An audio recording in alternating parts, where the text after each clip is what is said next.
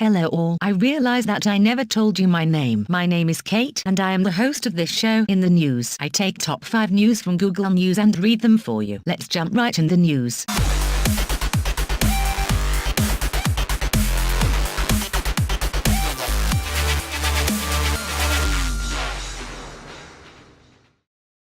Three storm chasers killed in Texas wreck while tracking tornadoes. Final ride captured on video.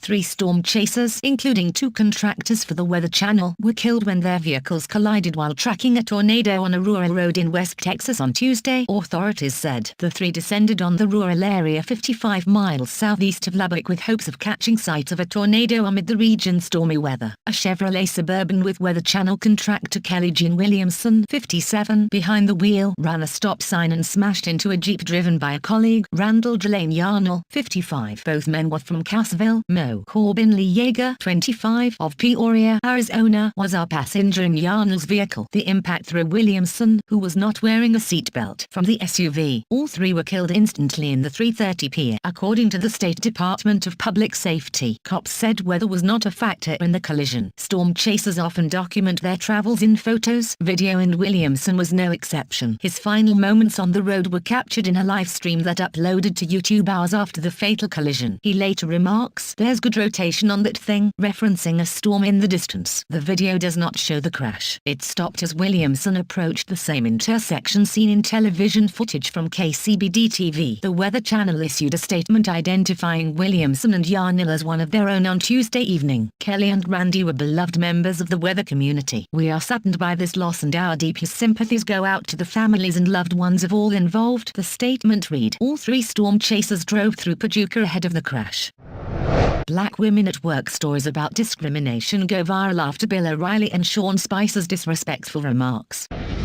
White House spokesman Sean Spicer and Fox News anchor Bill O'Reilly stirred up a social media hornet's nest Tuesday with separate remarks that incensed black women from coast to coast, after O'Reilly suggested that Rep. Maxine Waters was wearing a James Brown wig and Spicer dressed down a black reporter, April Ryan, for shaking her head as he spoke. Offended black women took to Twitter in droves to share their experiences about workplace discrimination and disrespect. "This happens to black women every day at work," said Missouri-based activist Brittany Packnett, who kicked off the hashtag Black Women at Work after Spicer and O'Reilly's offending remarks. "Share your Maxine and April moments so people don't think this is rare. Every black woman meets at least 3 actuarial factors and 5 at seen Spicers a day. Black women at work," she tweeted moments later. "When I started Black Women at Work today, I sadly knew it would trend. Not because I'm special, because I know how we get treated." The response was swift and unrelenting, with Rep. Waters herself being among the first to take a jab at O'Reilly and Spicer. "I am a strong black woman," Waters tweeted. "I cannot be intimidated and I'm not going anywhere." Black women at work. Donna Brazile, the former chair of the Democratic National Committee, chimed in. Spicer was publicly silent on the matter after the news conference, but the damage was already done. Tweeter Lube wrote about the person who walked into her department looking for the person in charge. "Is there anyone else who I could speak with?" they wrote, quoting the visitor. "No, this is my department."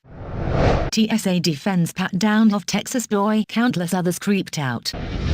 The Transportation Security Administration (TSA) is defending an officer's pat-down of a boy at a Texas airport that outraged his mother and thousands of people who viewed her Facebook posting on the incident. For at least 2 minutes, the TSA officer at Dallas-Fort Worth International Airport gives the boy a going-over that just seems a little too thorough. First, the TSA officer explains to the boy what's coming. Then the TSA officer, who is wearing blued gloves, moves behind the kid and starts with a search of the kid's left shoulder. Nothing there. Then the right shoulder. Nothing there either. The kid's only wearing a t-shirt after all. Then the TSA officer runs the back of his gloved hand down the kid's back 4 times. Then he runs his hands up and down the kid's torso on both sides. Then the TSA officer examines the waistband of the kid's shorts with the sort of painstaking care a tailor might show while taking in a seam. Then the TSA officer runs the back of his hand down the kid's buttocks and upper leg on the left side 6 times or so, with a few on the right side for good measure. Then he wraps his big manly hands around the kid's hams. Now it's time to move around to the front. The TSA officer frisks the kid's shoulders again. You never know when you're going to find an armpit bomb. Then down the torso again. Then it's time to fuss at the waistband some more. Then the TSA officer runs the back of his hands down the front of the kid's upper leg. More ham gripping. Phew, all done. The kindly TSA officer steps away as if the ordeal's over, but nope, he's back at the kid's crotch again. Take a look, as more than 5 million other people have so far. It looks like the TSA officer's giving the post-zero kid a sponge bath, not a pat down. We have been through hell this morning, the boy's mother, Jennifer Williamson, wrote on Facebook. Williamson, who did not give her son's age, said she had asked the TSA treat him in a way that would not aggravate his disability, known as a sensory processing disorder. He set off no alarms, Williamson writes on her Facebook page. He physically did not alarm at all during screening. He passed through the detector just fine. He is still several hours later saying, "I don't know what I did." What did I do? She didn't respond to a request for comment made through Facebook. In her posting, however, she said her son's screening took so long they missed their flight. Look, we get it. Terrorists are trying to defeat airport security any place they can, and the TSA can't afford to be wrong even once. But this kid's mother is right. The slow hand Texas pat down of a scared kid was over the top.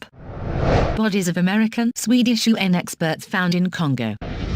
The bodies of an American and a Swedish investigator with the United Nations and their Congolese interpreter were found in central Cassville province, authorities said Tuesday, more than 2 weeks after they disappeared while looking into recent violence there. After tests, it is possible to identify the bodies as the 2 UN experts and their interpreter as being found near the Moyo River. Congo government spokesman Lambert Mendy said, "Investigations will continue to seek other missing Congolese colleagues," he said. Michael Sharp of the United States and Ida Catalan of Sweden, along with interpreter Beta Chintala, driver Isaac Kabuna and 2 motorbike drivers, went missing the 12th of March while looking into large-scale violence and alleged human rights violations by the Congolese army and local militia groups. Congo's Police Inspector General Charles Bisengimana said the bodies were found Monday between the cities of Chimbulu and Kananga, the provincial capital. The confirmation came a day after Sharp's father, John Sharp of Heston, Kansas, wrote on his Facebook page that the bodies of 2 Caucasians had been found in shallow graves in the search area, saying there was a high probability the dead were his son and his son's colleague. Congolese militia decapitates more than 40 police officials. Congo must help search the missing UN experts. Rights group France warns against cuts to UN forcing Congo before voting. All other words fail me, he wrote. The Cameroon and Sapu militia has been fighting security forces since last year, with the violence increasing after government troops killed the militia's leader in August. More than 400 people have been killed and more than 200,000 displaced since then, according to the UN when asked earlier Tuesday whether the investigators' disappearance could be a turning point in the UN sending experts to the region. Guterres deputy spokesman Farhan Haq said, "We hope that we could continue to send experts to do their necessary monitoring activities wherever they need to go. Of course, that needs to be undertaken with full respect and understanding of the security condition on the ground."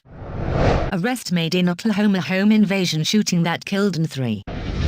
A woman believed to have driven 3 burglars to an Oklahoma home where they were shot to death during a suspected home invasion has been arrested on murder and robbery warrants, but the homeowner's son who shot them has not been arrested while police investigate whether he acted in self-defense under the state's Stand Your Ground law. Wagner County Deputy Nick Mahoney said Tuesday that Elizabeth Marie Rodriguez, 21, of Ulaga was arrested on 3 first-degree murder and 3 first-degree burglary warrants and was jailed without bond after going to police and saying she had information about the shooting at a home just east of the Tulsa suburb of Broken Arrow. It was determined she had driven these individuals to the house and dropped them off with the intent to burglarize the residence, Mahoney said. He said he did not know whether Rodriguez had an attorney. Oklahoma law allows a person to be charged with murder if they take part in a crime in which people are killed, even if the person does not take part in the slaying. Oklahoma also is one of 24 states which have laws allowing citizens to shoot someone if they believe the person threatens their safety, according to the National Council of State Legislatures.